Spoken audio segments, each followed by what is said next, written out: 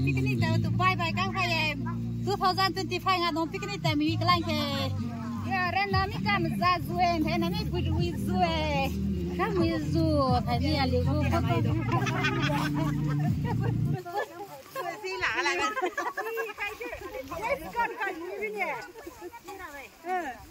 那没现在比开了，我们是在地嘛，不然没得。拜拜。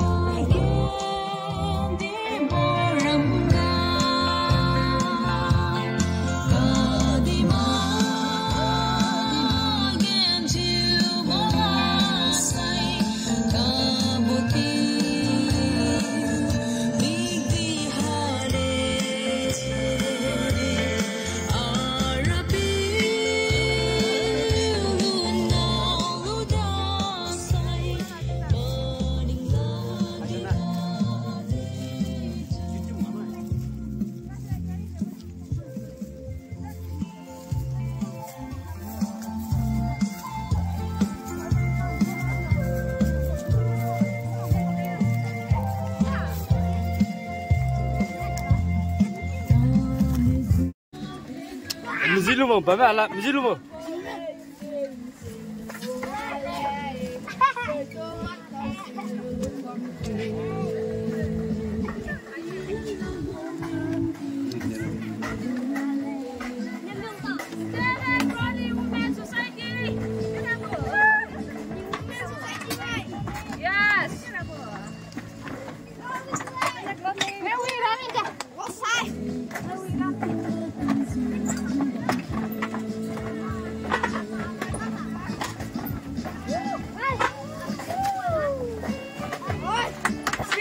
Ni belum ramai pakai deh.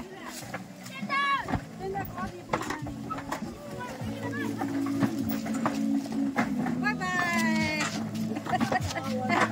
bye.